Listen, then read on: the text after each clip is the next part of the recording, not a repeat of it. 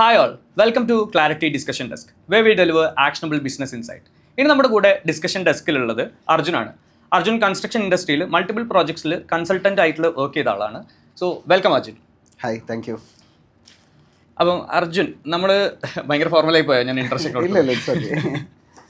So construction ഇൻഡസ്ട്രിയിലേക്ക് വരുമ്പം as A consultant എന്നുള്ള രീതിയിൽ എപ്പോഴും നമ്മൾ ഫേസ് ചെയ്തുകൊണ്ടിരിക്കുന്ന ഒരു ചോദ്യമുണ്ട്. എന്താണ് ഒരു കൺസ്ട്രക്ഷൻ ഇൻഡസ്ട്രിയിൽ ഒരു കൺസൾട്ടൻറ്റിൻ്റെ റെലവൻസ് എന്താണ് എന്നുള്ളത്? ആസ് എ കൺസൾട്ടൻ്റ് എന്താണ് തോന്നിയിട്ടുള്ളത് ആ ഒരു ചോദ്യത്തിനോട്? സോ ജനറലി പറയുകയാണെങ്കിൽ ഒരു ബിസിനസ് അല്ലെങ്കിൽ മാനേജ്മെൻറ്റ് കൺസൾട്ടൻറ്റ് വരുമ്പോൾ ഒരു കമ്പനിക്ക് ഒരു ഔട്ട്സൈഡ് പെർസ്പെക്റ്റീവ് കിട്ടുകയാണ്, അല്ലെങ്കിൽ ഒരു ഔട്ട് ഓഫ് ദ ബോക്സ് ആയിട്ടുള്ള തിങ്കിങ് ആണ് അവിടെ ഉണ്ടാകുന്നത്. അപ്പോൾ ഇൻസൈഡ് ആയിട്ടുള്ള പല ഇഷ്യൂസിനെയും അഡ്രസ്സ് ചെയ്യാൻ ഉള്ളിൽ നിന്നുകൊണ്ട് പറ്റാത്തൊരു ഇഷ്യൂ ഉണ്ടാകുമ്പോൾ പുറത്തുനിന്ന് ഒരാൾക്ക് അത് കൃത്യമായിട്ട് അഡ്രസ്സ് ചെയ്യാനും അതെങ്ങനെ സോൾവ് ചെയ്യണമെന്ന് സീനിയർ മാനേജ്മെൻറ്റിൻ്റെ കൂടെ ഇരുന്ന് അത് അഡ്രസ്സ് ചെയ്യാനും പറ്റും എന്നുള്ളതാണ് അവിടുത്തെ ഒരു മെയിൻ ആയിട്ടുള്ളൊരു പോയിന്റ്. എക്സാക്ട്ലി. അപ്പോൾ ഒരു ഔട്ട് ഓഫ് ദ ബോക്സിൽ കാര്യങ്ങൾ ചിന്തിക്കാനും അത് ഡെലിവർ ചെയ്യാനും പറ്റാൻ വേണ്ടിയിട്ടാണ് കൂടുതൽ നമ്മളൊരു കൺസൾട്ടൻസിനെ അപ്രോച്ച് ചെയ്യുന്നത്. ആൻഡ് എനിക്ക് തോന്നുന്നു മാർക്കറ്റിംഗിൽ കുറച്ചും കൂടി ആസ് എ കൺസൾട്ടൻറ്റ് എന്നുള്ള രീതിയിൽ ഒരു കൺസൾട്ടൻസി കമ്പനിക്കോ അല്ലെങ്കിൽ ഒരു പേഴ്സണിനോ കൂടുതലായിട്ട് ഒരു ഇൻസൈറ്റ് കൊടുക്കാൻ പറ്റും. കാരണം അവരൊരു കൺവെൻഷണൽ രീതിയിലായിരിക്കും അല്ലേ പോയിക്കൊണ്ടിരിക്കുന്നത്. ഉറപ്പായിട്ടും ഇന്ന് മാർക്കറ്റിംഗ് ആണെങ്കിലും ഇത്ര ഇവോൾവ് ആയിക്കൊണ്ടിരിക്കുന്ന സമയത്ത്, പ്രത്യേകിച്ചും ഡിജിറ്റൽ മാർക്കറ്റിങ്ങിനും അതുപോലെ പെർഫോമൻസ് മാർക്കറ്റിങ്ങിനൊക്കെ ഇത്ര ഇമ്പോർട്ടൻസ് ഉള്ള സമയത്ത് വളരെ ഡീപ്പായിട്ട് ആ ഇൻഡസ്ട്രീനെ പറ്റി റിസർച്ച് ചെയ്യാനും പുതിയ ട്രെൻഡ്സിനെ പറ്റിയിട്ടും പലതരത്തിലുള്ള പാറ്റേൺസിനെ പറ്റി കൃത്യമായി പറഞ്ഞു കൊടുക്കാനും അതുപോലെ തന്നെ അതിൽ നിന്നുണ്ടാകുന്ന റിസൾട്ടിനെ അനലൈസ് ചെയ്ത് ഇനി എങ്ങനെ ഇമ്പ്രൂവ് ചെയ്യാമെന്നൊക്കെ കറക്റ്റായിട്ട് മാനേജ്മെൻറ്റ് നല്ല ഒരു ഇൻസൈറ്റ് കൊടുക്കാൻ മാനേജ്മെൻറ്റ് കൺസൾട്ടൻസ് ആവും. സോ അങ്ങനത്തെ ഒരു സിനാറിയോ വരുമ്പം എന്തുകൊണ്ടാണ് മാനേജ്മെൻറ്റ്സ് അവരുടെ ഇൻഹൗസിൽ തന്നെ ഒരു ടീമിനെ ബിൽഡ് ചെയ്യാത്തതോ അല്ലെങ്കിൽ ഒരു ടീമിനെ ഡെലിവർ ചെയ്യാത്തതോ? ഇത് പല ക്ലയൻസും അവർക്ക് പോലും ഉണ്ടാകുന്ന സംശയമാണ്. നമ്മൾ ഒരു കൺസൾട്ടൻറ്റിനെ വെക്കുന്നതിനേക്കാളും ആ ഒരു സ്കിൽ സെറ്റ് ഉള്ള ഒരാൾ ഉള്ളിൽ വെച്ചാൽ പോരെ എന്നുള്ളൊരു ചോദ്യം. അപ്പോൾ ഇതിലുണ്ടാകുന്നൊരു പ്രശ്നം ഞാൻ എൻ്റെ ഒരു അനുഭവത്തിൽ തന്നെ പറയുകയാണെങ്കിൽ, ഞാൻ മുന്നേ വർക്ക് ചെയ്തിട്ടുണ്ടായിരുന്ന ഒരു ക്ലയൻറ്റ്, അത് വളരെ സീനിയർ ആയിട്ടുള്ള ഒരു ഫസ്റ്റ് ജനറേഷൻ ഫൗണ്ടറാണ്. ഒരു 30-40 years ആയിട്ട് പുള്ളി തന്നെ ഹാൻഡിൽ ചെയ്യുന്ന ഒരു മാനുഫാക്ചറിങ് ബിസിനസ്സാണ്. അപ്പോൾ അദ്ദേഹത്തിന് പല പ്രശ്നങ്ങളും കമ്പനിയിലുണ്ടെന്ന് അറിയാം, അത് അഡ്രസ്സ് ചെയ്യണമെന്നും അറിയാം. പക്ഷേ അദ്ദേഹത്തിൻ്റെ കൂടെയുള്ള ആൾക്കാരൊക്കെ ഇയാളെ സീനിയോറിറ്റി അല്ലെങ്കിൽ ഇയാളുടെ ഒരു അതോറിറ്റിയെ മാനിച്ചുകൊണ്ട് ആ പ്രശ്നങ്ങൾ അഡ്രസ്സ് ചെയ്യുന്നില്ല, അല്ലെങ്കിൽ അതിനൊന്നും ഉന്നയിക്കുന്നില്ല. അപ്പം എന്ത് കാര്യം ചോദിച്ചാലും യെസ് എന്ന് പറയുന്ന യെസ് പീപ്പിൾ ആണ് അവർ, നോ പറയാൻ അറിയാത്ത ആൾക്കാരാണ്. അപ്പോൾ അങ്ങനെ ഒരു ഇഷ്യൂ വരുമ്പോൾ പുള്ളിക്കും ആ ഒരു ചേഞ്ച് ഇനിഷ്യേറ്റ് ചെയ്യാൻ പറ്റുന്നില്ല. അപ്പം ആസ് കൺസൾട്ടൻസ് നമ്മളോട് പറയുന്നത്, നിങ്ങൾ നോ പറയേണ്ട സ്ഥലത്ത് നോ പറയണം, എന്നിട്ട് ആ നോ ജസ്റ്റിഫൈ ചെയ്യണം എന്തുകൊണ്ടാണ് നോ പറഞ്ഞത്. അപ്പോൾ നമ്മൾ ശരിക്കും ഹാർഡ് ട്രൂത്ത് ആയിരിക്കും, അല്ലെങ്കിൽ എന്താ പറയുക, നമ്മൾ കോൾ ബ്ലഡഡ് ആയിട്ട് ട്രൂത്ത് ആയിരിക്കും നമ്മൾ പറയുന്നുണ്ടാകുക. പെയിൻഫുൾ ട്രൂത്ത് ആയിരിക്കും. അതായത് ചില സമയത്ത് അത് ലൈക്ക് മേ ബി ഈ ഒരു പൊസിഷനിൽ വളരെ സീനിയർ ആയിട്ടുള്ള ഒരു പൊസിഷനിൽ നിൽക്കുന്ന ഒരാളായിരിക്കും ചിലപ്പോൾ നമ്മുടെ മുന്നോട്ട് പോകാൻ തടസ്സം ഉണ്ടാകുന്നത്. മേ ബി അത് ചിലപ്പം ഫൗണ്ടറിൻ്റെ പരിചയത്തിലുള്ള ഒരാളായിരിക്കാം, അവരുടെ ഫ്രണ്ട് സർക്കിളിലുള്ള ഒരാളായിരിക്കാം. അപ്പം അത് ആ കമ്പനി ചെറുതായി തുടങ്ങുമ്പോൾ തന്നെ കൂടെയുള്ള ആളായിരിക്കാം. പക്ഷേ അടുത്ത സ്റ്റെപ്പിലേക്ക് പോകാൻ അവരായിരിക്കും ചിലപ്പോൾ പിറകോട്ട് വലിക്കുന്നുണ്ടാവുക. അപ്പം അതുപോലും നമ്മൾ പറഞ്ഞു കൊടുക്കുക എന്നുള്ളതാണ് നമ്മുടെ ഉത്തരവാദിത്വം വരുന്നത്. ഞാൻ ഒരു എക്സാമ്പിൾ മാത്രം പറഞ്ഞാണ്, അതുപോലെ പല പ്രശ്നങ്ങളും ഉണ്ട്. ഭയങ്കര റെലവൻ്റ് ആയിട്ടുള്ള കാര്യം. കാരണം ഒരു കൺസൾട്ടന്റ് ഒരു കമ്പനിയിൽ കയറി കഴിഞ്ഞിട്ടുണ്ടെങ്കിൽ ആദ്യം ബുദ്ധിമുട്ടുന്ന ഒരു കാര്യം അതാണ്. കാരണം നമ്മൾ അവിടുത്തെ കുറേ ഫോൾട്ടുകൾ ചൂണ്ടിക്കാണിക്കുമ്പം അവിടെയുള്ള ആൾക്കാർ ഒഫൻഡഡ് ആവും. ഒബ്വിയസ്ലി നമ്മളെതിരെ തിരിയാൻ തുടങ്ങും. നമ്മളുടെ പ്രോസസ്സിനെയും പ്രൊസീജിയേഴ്സിനെയും ഒക്കെ അത് ബ്ലോക്ക് ചെയ്യാനുള്ള ഒരു പ്രോസസ്സ് അവർക്ക് മനസ്സിലാവില്ല. എന്താണ് നമ്മൾ അവരെ ക്രിട്ടിക്കലി ഇവാലുവേറ്റ് ചെയ്യാണ്, അല്ലാണ്ട് അവർ ചെയ്യുന്നത് തെറ്റാണെന്നുള്ള അപ്രോച്ച് കൊടുക്കില്ല എന്നുള്ളത്. ലൈക്ക് ആ പോയിന്റിൽ തന്നെ ഇപ്പം ഒരു ചേഞ്ച് മാനേജ്മെന്റ് എന്ന്, അതായത് ഇപ്പം ഉറപ്പായിട്ടും ഒരു the way of like organisation run, ഒരു കൾച്ചർ അവിടെ ഉണ്ടാവും, എങ്ങനെയാണത് ഇന്ന് റണ്ണായിക്കൊണ്ടിരിക്കുന്നത് എന്നുള്ളത്. അപ്പോൾ അവിടെ നമ്മളൊരു ചേഞ്ചിന് വേണ്ടിയിട്ട് ഒരു കാര്യം കൊണ്ടുവരുമ്പോൾ ഇതുവരെ നടന്ന ഇങ്ങനെ പോരാ, നാളെ തൊട്ട് ഇങ്ങനെ വേണമെന്ന് പറയുമ്പം അത് വലിയൊരു ഷിഫ്റ്റാണ്. അപ്പോൾ അത് കൃത്യമായിട്ട് നമുക്ക് ടാക്കിൾ ചെയ്യാൻ പറ്റിയില്ലെങ്കിലും അവിടെ ഭയങ്കരമായിട്ടുള്ളൊരു കെയോസ് ഉണ്ടാവും. അവിടെ എംപ്ലോയീസിൻ്റെ ഇടയിൽ ഒരു ഫ്രിക്ഷൻ ഉണ്ടാവാം, അല്ലെങ്കിൽ ഡിപ്പാർട്ട്മെൻറ്റുകളുടെ ഇടയിൽ ഒരു ബ്ലെയിം ഗെയിം അല്ലെങ്കിൽ അങ്ങനത്തെ ഒരു പ്രശ്നങ്ങൾ ഉണ്ടാവാൻ സാധ്യതയുണ്ട്.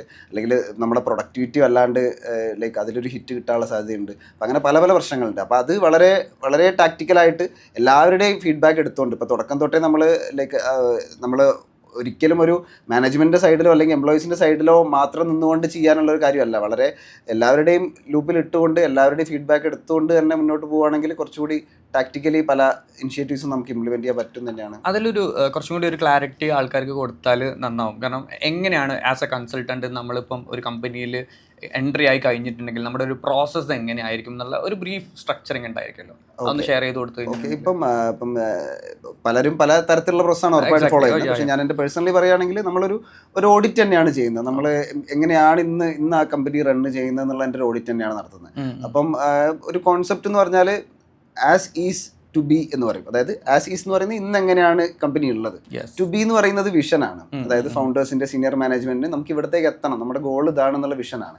ഇതിന്റെ ഇടയിലുള്ള ഗ്യാപ്പ് ബ്രിഡ്ജ് ചെയ്യുക, അല്ലെങ്കിൽ ഇതിന്റെ ഇടയിലുള്ള ഗ്യാപ്പ് കുറയ്ക്കുക എന്നുള്ളതാണ്, അല്ലെങ്കിൽ ഇതിലേക്ക് എത്തിക്കുക എന്നുള്ളതാണ് ആസ് കൺസൾട്ടൻസ് നമ്മളുടെ ഒരു റോൾ വരുന്നത്. അപ്പം ആദ്യം ഈ ഒരു ആസ് ഈസ് എന്ന് പറയുന്ന ഇന്നത്തെ സിറ്റുവേഷൻ ഓഡിറ്റ് ചെയ്യുക എന്നുള്ളതാണ് ഏറ്റവും ആദ്യത്തെ പോയിന്റ്. വളരെ ഡീറ്റെയിൽഡ് ആയിട്ട് ഡാറ്റ ഫോക്കസ്ഡ് ആയിട്ട് ഓരോ ഡിപ്പാർട്ട്മെന്റിലും ഓരോ എംപ്ലോയി സെൻട്രിക് ആയിട്ടും എന്താണ് നടക്കുന്നത്, അല്ലെങ്കിൽ നമ്മുടെ മൊത്തം യൂസർ ജേർണിയിൽ, അല്ലെങ്കിൽ ഫസ്റ്റ് മാർക്കറ്റ് ചെയ്ത് നമ്മൾ പ്രൊഡക്റ്റ് ഡെലിവർ ചെയ്ത് പോസ്റ്റ് സെയിൽസ് മെയിൻ്റനൻസ് പോലെയുള്ള, അല്ലെങ്കിൽ എല്ലാ രീതിയിലുള്ള ഹോൾ പ്രോസസ്സിൽ എവിടേക്കാണ് ഇഷ്യൂസ് ഉള്ളത്, ഏതൊക്കെ രീതിയിലാണ് നമുക്ക് ഓപ്പറേഷനലി നമ്മൾ എഫിഷ്യൻ്റ് അല്ലാത്തത്. അപ്പോൾ ആ രീതിയിൽ വളരെ ഡീറ്റെയിൽഡ് ആയിട്ടുള്ള ഓഡിറ്റാണ് ഏറ്റവും ആദ്യത്തെ സ്റ്റെപ്പ് എന്ന് പറയുന്നത്. അപ്പോൾ അതിനുശേഷം ഒരു വളരെ കൃത്യമായ ഒരു ആക്ഷൻ പ്ലാൻ ഉണ്ടാവും. എന്തൊക്കെ കാര്യങ്ങളാണ് ഈ പറഞ്ഞ ഇഷ്യൂസ് ഫിക്സ് ചെയ്യാൻ വേണ്ടി എന്തൊക്കെ ആക്ടിവിറ്റീസ് ആണ് നമ്മൾ ചെയ്യുന്നത്, അതിൽ ആസ് കൺസൾട്ടൻസ് എന്തൊക്കെയാണ് നമുക്ക് ഡെലിവർ ചെയ്യാൻ പറ്റുക, അല്ലെങ്കിൽ ഓരോ ഡിപ്പാർട്ട്മെൻറ്റ് ലീഡേഴ്സിൻ്റെയും നമ്മൾ പ്രതീക്ഷിക്കുന്ന കോൺട്രിബ്യൂഷൻ എന്താണ്, അല്ലെങ്കിൽ ഫൗണ്ടേഴ്സിൻ്റെയും എന്നുള്ള കോൺട്രിബ്യൂഷൻ എന്താണ്, അതിലേക്ക് വേറെ പല ആസ്പെക്ട്സുകളും അതിൽ ഡിസ്കസ് ചെയ്തുകൊണ്ട് തന്നെ ഒരു ആക്ഷൻ പ്ലാൻ ഉണ്ടാക്കി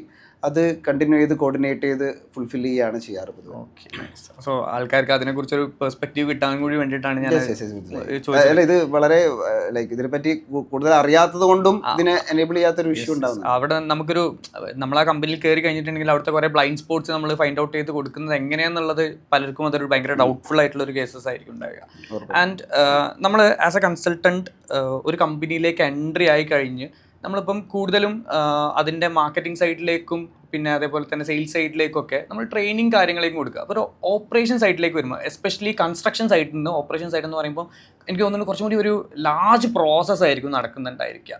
ആൻഡ് കൺവെൻഷണൽ മെത്തേഡിൽ വളർന്നു വരുന്ന കമ്പനീസ് ഉണ്ടായിരിക്കും. ഇപ്പോൾ ഓൾറെഡി മാർക്കറ്റിൽ ഒരു 100 വർഷമായിട്ടും 90 വർഷമായിട്ടൊക്കെ ഉള്ള ആൾക്കാർ അവരുടെ ആ കൺവെൻഷണൽ മെത്തേഡ് കൂടുതൽ മാൻ പവർ യൂസ് ചെയ്തിട്ടായിരിക്കും ചെയ്തിട്ടുണ്ടെങ്കിൽ. സോ ആസ് എ കൺസൾട്ടൻ്റ് എന്ന രീതിയിൽ അതിനെ എങ്ങനെയാണ് ടാക്കിൾ ചെയ്ത് കൊടുക്കാറ് അവരതിലേക്ക് അഡോപ്റ്റ് ചെയ്യാൻ കുറച്ച് ബുദ്ധിമുട്ടായിരിക്കും. ഉറപ്പായിട്ടും. അപ്പോൾ ഇതിൽ തന്നെ ആർക്കിടെക്ചർ ഫേംസ്, അതുപോലെ residential construction, commercial construction, interiors, അതുപോലെ ലൈക്ക് ബിൽഡേഴ്സ്, ഇങ്ങനെ മൾട്ടിപ്പിൾ ആയിട്ടുള്ള ഡിഫറെൻറ്റ് സ്വഭാവങ്ങളുള്ള കമ്പനികൾ ഈ കൺസ്ട്രക്ഷൻ ഇൻഡസ്ട്രിയിൽ, അല്ലെങ്കിൽ ഈ AEC എന്ന് പറയുന്ന ആർക്കിടെക്ചർ എഞ്ചിനീയറിംഗ് ആൻഡ് കൺസ്ട്രക്ഷൻ എന്ന് പറയുന്ന ഇൻഡസ്ട്രിയിലുണ്ട്.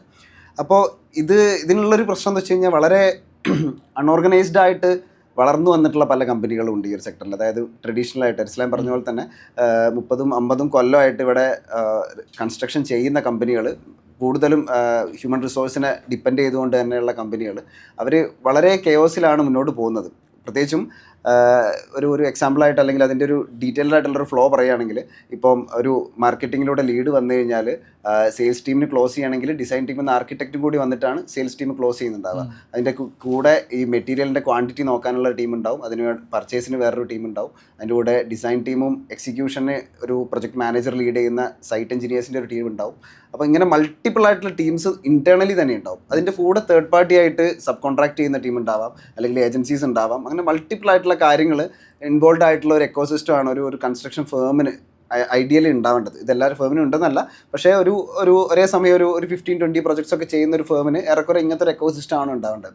അപ്പോൾ ഇവരുടെ കൃത്യമായിട്ടുള്ള കോർഡിനേഷൻ എൻഷുർ ചെയ്യുക, അതിൻ്റെ ഇടയിൽ നമ്മൾക്ക് ഏറ്റവും ഒപ്റ്റിമായിട്ടുള്ള റിസോഴ്സ് സ്പെൻഡിങ്ങിൽ, ഇപ്പം നമുക്ക് ഏറ്റവും കുറഞ്ഞ കോസ്റ്റിൽ ഏറ്റവും കുറഞ്ഞ ലൈക്ക് ഏറ്റവും ഒപ്റ്റിമം ആയിട്ടുള്ള കാര്യത്തിൽ നടക്കുമ്പോഴാണ് ഒരു വിജയം മുന്നോട്ട് പോകുമ്പോൾ നമുക്കൊരു വിജയം ഉണ്ടാവുക, അതിലൊരു പ്രോഫിറ്റബിലിറ്റി അല്ലെങ്കിൽ ഒരു സ്കെയിലബിലിറ്റി ഒക്കെ ഉണ്ടാവുക.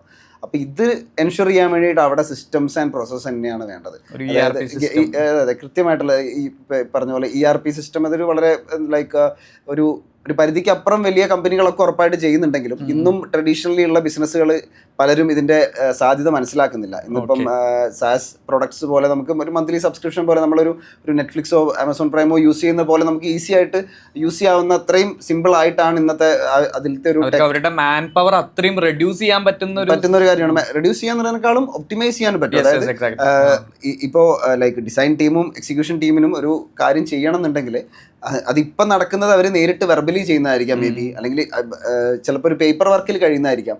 അപ്പം അത് ഒരു സിസ്റ്റത്തിലൂടെ ആകുമ്പോൾ അതിൻ്റെ എഫിഷ്യൻസി എത്രയോ എക്സ് ആയിട്ടാണ് കൂടുന്നത്. അപ്പോൾ അത് മാത്രമല്ല, അത് നടന്നോ ഇല്ലയോ എന്നുള്ളത് കൃത്യമായിട്ട് അറിയാനും പറ്റുന്ന, റിയൽ ടൈമിൽ അറിയാൻ പറ്റുന്ന ഒരു മെക്കാനിസമായി മാറുമ്പോൾ അത് വളരെയധികം ഇമ്പോർട്ടൻസ് ഉണ്ട്. കൺസ്ട്രക്ഷൻ ഇൻഡസ്ട്രിയിൽ ഒരു കൺസൾട്ടൻസി എന്ന് പറയുമ്പോൾ എല്ലാവരുടെ മനസ്സിലും ആദ്യം വരുന്ന ഒരു കാര്യം എന്ന് പറയുന്നത് മാർക്കറ്റിംഗ് ആൻഡ് സെയിൽസിനുള്ള കൺസൾട്ടൻസി എന്നുള്ളതാണ്. അപ്പോൾ ആൾക്കാർ അതിലേക്ക് മാത്രമായിട്ടൊക്കെയും ചുരുങ്ങിയിരിക്കുന്നുണ്ടാവുക. ഈവൻ ഒരു 30 to 50 years ഓഫ് പാരമ്പര്യമുള്ള ആൾക്കാർ പോലും കൺസൾട്ടൻസിയുടെ ആവശ്യം ഉണ്ടായിരിക്കും. അതെനിക്ക് തോന്നുന്നു കൺസ്ട്രക്ഷൻ ഇൻഡസ്ട്രി വലിയൊരു ഇൻഡസ്ട്രി ആയതുകൊണ്ട് തന്നെ ഒരു ഓപ്പറേഷൻ സിസ്റ്റത്തിലേക്ക് അവർക്ക് ഭയങ്കര ഒരു ഇൻവോൾവ്മെൻറ്റ് ആവശ്യം ഉണ്ടായിരിക്കും.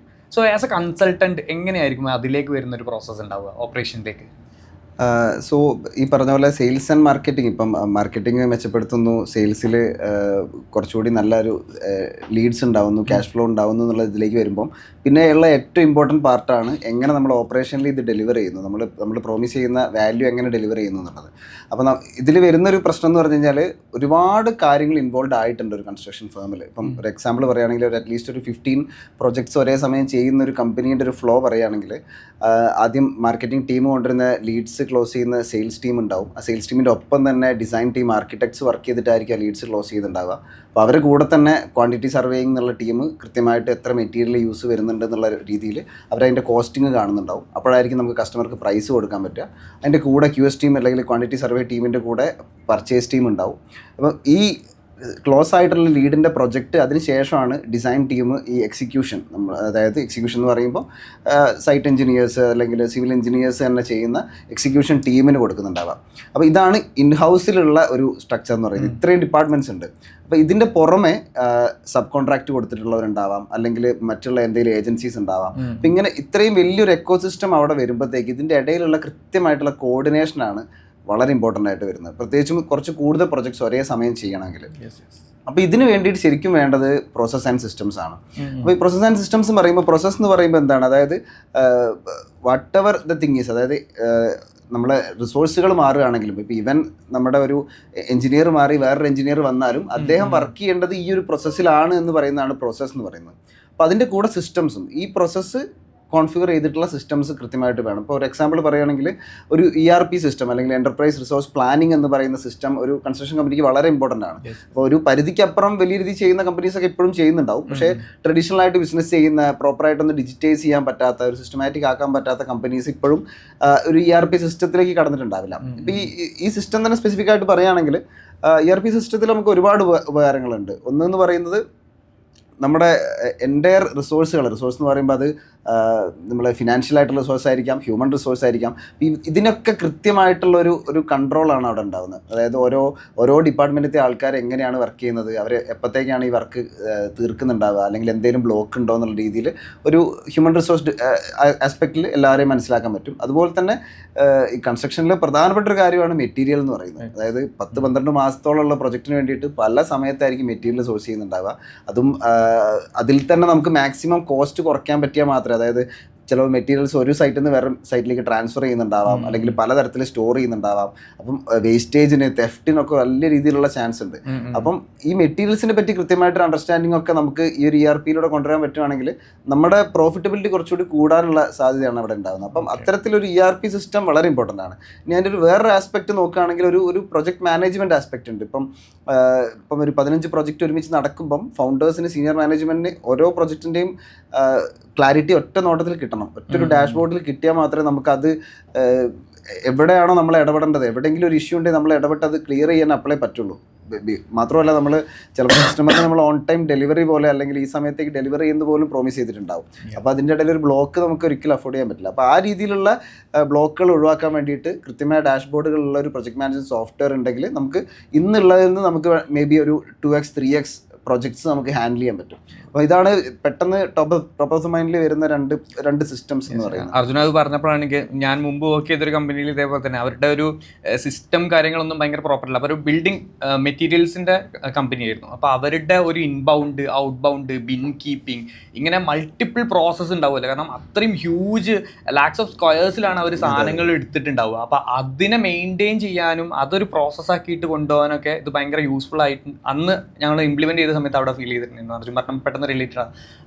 എനിക്കതൊരു ആഡ് ഓൺ ആയിട്ട് ചോദിക്കാനുള്ളൊരു ചോദ്യം എന്താണെന്ന് വെച്ചിട്ടുണ്ടെങ്കിൽ, ഈ കൺസ്ട്രക്ഷൻ ഇൻഡസ്ട്രിയിൽ തന്നെ പല റേഞ്ചിൽ ആൾക്കാർ വർക്ക് ചെയ്യുന്നുണ്ടായിരിക്കും. ചിലപ്പോൾ ഒരു പ്രൊജക്റ്റുള്ള ആൾക്കാരുണ്ടാവും, 15 പ്രൊജക്റ്റ്, 50 പ്രൊജക്റ്റുള്ള. അപ്പോൾ ഏത് കൈൻഡ് ഓഫ് റേഞ്ചിലുള്ള ആൾക്കാരാണ് ശരിക്കും കൺസൾട്ടൻസി എടുക്കേണ്ടി വരിക? അത് ഡിപ്പെൻസ് ആണ് ആക്ച്വലി. പ്രത്യേകിച്ചും നമ്മൾ കൺസൾട്ടൻസ് എന്ന് പറയുമ്പോൾ നമുക്കുള്ള കുറെ മിഥ്യാധാരണകളുണ്ട് പറഞ്ഞാല്. അപ്പൊ അതാണ് ആദ്യം, അതായത് കൺസൾട്ടൻസ് എന്ന് പറയുന്ന ഒരു സ്പെസിഫിക് ആയ സ്കിൽ സെറ്റ് ഉള്ള എക്സിക്യൂട്ട് ചെയ്യാൻ അറിയുന്ന ആൾക്കാർ. അത് അവർ ജസ്റ്റ് ലൈക്ക് ഐഡിയാസ് പറഞ്ഞിരുന്ന രീതിയിലായിരിക്കണം എന്നില്ല, അല്ലെ? അങ്ങനെ ആ രീതിയിലും ഉണ്ട്, ഇല്ല എന്നല്ല.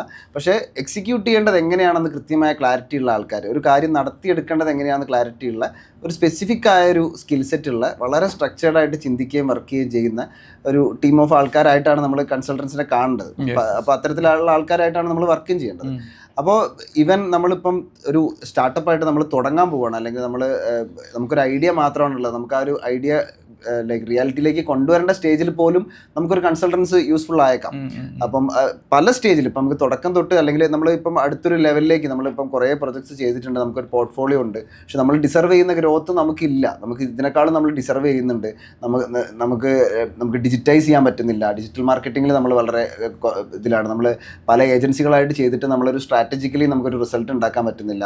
അപ്പം അങ്ങനത്തെ ഒരുപാട് ഇഷ്യൂസ് ഉണ്ടാകുമ്പോഴൊക്കെ നമുക്കൊരു സ്കെയിലപ്പ് ചെയ്യേണ്ട സമയത്ത് നമ്മൾ പ്രിപ്പയർഡ് ആണെങ്കിൽ ഉറപ്പായിട്ടും നമുക്കൊരു കൺസൾട്ടൻസി നമുക്ക് വളരെയധികം യൂസ്ഫുൾ ആവും. അത് ഉറപ്പായിട്ടും വളരെ ഓപ്പണായിട്ട് വളരെ കൊളാബറേറ്റ് ചെയ്യാവുന്ന ഒരു എൻവയോൺമെൻറ്റും കൂടിയാണല്ലോ. അപ്പോൾ ഇന്ന് പലതരത്തിലുള്ള പല ഡിപ്പാർട്ട്മെൻറ്റ്, ഫിനാൻസ് ഡിപ്പാർട്ട്മെൻറ്റിലാണ് ഒരു ഇഷ്യൂ ഉണ്ടെങ്കിൽ ഫിനാൻസ് കൺസൾട്ടൻറ്റുമായിട്ട്, അല്ലെങ്കിൽ ഹ്യൂമൻ റിസോഴ്സിൽ HR കൺസൾട്ടൻ്റ് എന്ന് പറയുന്ന പോലെ ഓപ്പറേഷൻസിൽ, അപ്പം ജനറിക്കായിട്ട് നമ്മൾ മാനേജ്മെൻറ്റ് കൺസൾട്ടൻ്റ് എന്ന് പറയുമെങ്കിലും ഇതിന് പല ആസ്പെക്ട്സ് ഉണ്ട് എന്നുള്ളതാണ് ഒരു യാഥാർത്ഥ്യം. നിങ്ങളുടെ ബിസിനസ് ഏത് റേഞ്ചിലാണെന്നുള്ളത് അവിടെ ഒരു പ്രോബ്ലമേ അല്ല. നിങ്ങൾക്ക് സ്ട്രാറ്റജിക് ആയിട്ടുള്ള അഡ്വൈസസ് ആണെങ്കിലും, ഓപ്പറേഷൻസ് ആയിട്ടുള്ള അഡ്വൈസസ് ആണെങ്കിലും, ഇനി ടെക്നിക്കലോ അല്ലെങ്കിൽ ടീം ബിൽഡിങ്ങോ ആയിട്ടുള്ള അഡ്വൈസസ് ആണെങ്കിലും, ആർക്കും ആണെങ്കിലും ഒരു കൺസൾട്ടൻസി എടുക്കണം എന്നുള്ളതാണ് അതിൻ്റെ ഒരു റിയാലിറ്റി. എക്സാക്ട്ലി. നമ്മൾ ഗ്രോത്തിലേക്ക് പെട്ടെന്ന് എത്തണം എന്നുണ്ടെങ്കിൽ ഉള്ളൊരു ഹാക്ക് ആണെന്ന് വേണമെങ്കിൽ നമുക്ക് ഒരു സിമ്പിൾ ആയിട്ട് പറയാം. ഓക്കെ, ഇതിൽ തന്നെ എനിക്ക് ഒരു ആഡ് ഓൺ ആയിട്ട് വീണ്ടും വരാനുള്ള ചോദ്യം എന്ന് വെച്ചിട്ടുണ്ടെങ്കിൽ കസ്റ്റമർ അക്വിസിഷൻ എന്നുള്ളതാണ്. കാരണം നമ്മുടെ നാട്ടിൽ ഇപ്പം കൺസ്ട്രക്ഷൻ എന്ന് പറയുമ്പോൾ കൂടുതലും വീടുണ്ടാക്കുന്നതാണ്, അവരുടെ ഇൻഡിവിജ്വൽ ഹൗസസ് കാര്യങ്ങളാണ്. സോ ഈ ഹൗസ് എന്നൊക്കെ പറയുമ്പം ഒരാളുടെ ഒരു ലൈഫ് ടൈം ഗോള് അല്ലെങ്കിൽ ഒരു ബക്കറ്റ് ലിസ്റ്റിൽ ഡ്രീം ആയിരിക്കും അത്. സോ ആ ഡ്രീമിലേക്ക് നമ്മളൊരു കൺസ്ട്രക്ഷൻ കമ്പനീനെ അക്വയർ ചെയ്യുമ്പം അല്ലെങ്കിൽ അവരെ അഡോപ്റ്റ് ചെയ്യുമ്പം ഒരു കസ്റ്റമർ അക്വിസിഷൻ എന്നുള്ളൊരു പാർട്ട് ഒരു കൺസൾട്ടൻറ്റിന് പറഞ്ഞു കൊടുക്കാനുണ്ടായിരിക്കും. സോ എങ്ങനെയായിരിക്കും ആ ഒരു പ്രോസസ്സ് കസ്റ്റമർ അക്വിസിഷൻ എന്നുള്ളതിലേക്ക്?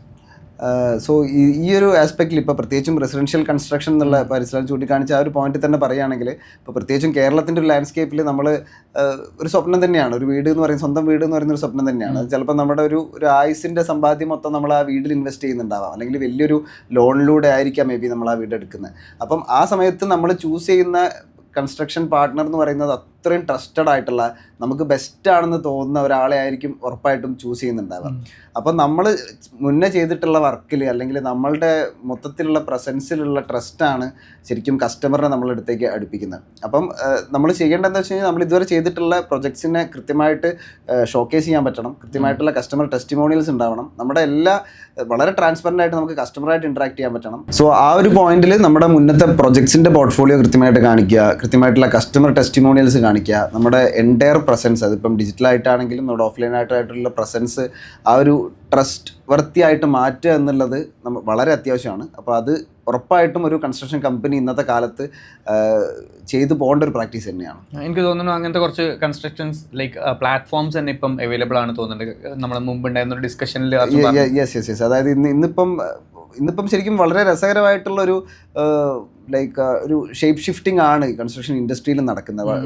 അതും വളരെയധികം ടെക്നോളജി ഇൻഫ്യൂസ്ഡ് ആയിട്ട് ഇപ്പം ഒരു as a customer, may be customer നാട്ടിലുണ്ടാവണം എന്ന് പോലും ഇല്ല. അതായത് പക്ഷേ ഏത് സ്റ്റേജിലാണ് എൻ്റെ വീട്ടിൽ ഇന്നിപ്പം എന്ത് പണിയാണ് നടന്നത്, എവിടെയാണ് എത്തിയിട്ടുള്ളത്, എത്ര വർക്കേഴ്സ് ഉണ്ട്, അല്ല എത്ര ദിവസം കൊണ്ട് ഈ വർക്ക് എപ്പോൾ കഴിയും എന്നുള്ള രീതിയിൽ വളരെ എളുപ്പത്തിൽ നമുക്ക് ഫോണിൽ നിന്ന് ഇൻറ്റ്യൂട്ടീവ് ആയിട്ട് തന്നെ മനസ്സിലാക്കാൻ പറ്റുന്ന തരത്തിലുള്ള ടെക്നോളജി ഉള്ള ഒരു സിറ്റുവേഷനാണുള്ളത്. അതുപോലെ തന്നെ നമുക്ക് ഒരു ബയ്യർ സെല്ലർ പ്ലാറ്റ്ഫോം എന്നുള്ള ഇപ്പം കോലോ ആപ്പൊക്കെ വളരെ നല്ലൊരു എക്സാമ്പിളാണ്. അപ്പോൾ അവരൊക്കെ വളരെ നല്ലൊരു പ്ലാറ്റ്ഫോം, ഒരു കമ്മ്യൂണിറ്റി ക്രിയേറ്റ് ചെയ്യുക, അതിൽ തന്നെ നമുക്ക് നല്ല രീതിയിലുള്ള ലൈക്ക് ബയേഴ്സിന് അല്ലെങ്കിൽ ലൈക്ക് ആസ് എ കമ്പനീൻ്റെ പെർസ്പെക്റ്റീവിൽ ബയേഴ്സിനെ കണ്ടുപിടിക്കാനും അല്ലെങ്കിൽ കസ്റ്റമർ പെർസ്പെക്റ്റീവിൽ നല്ല ബിൽഡേഴ്സിനെ കണ്ടുപിടിക്കാനും പറ്റുന്നു എന്നുള്ളൊരു നല്ലൊരു വാല്യൂ അവർ പ്രൊവൈഡ് ചെയ്യുന്നുണ്ട്. ഒരു കമ്മ്യൂണിറ്റി ബിൽഡിംഗ് നടക്കുന്നുണ്ട്. അപ്പോൾ അങ്ങനത്തെ വളരെ രസകരമായിട്ടുള്ള ഇന്നോവേഷൻസ് ഇന്ന് കേരളത്തിൻ്റെ കൺസ്ട്രക്ഷൻ ലാൻഡ്സ്കേപ്പ് തന്നെ നടക്കുന്നുണ്ട്.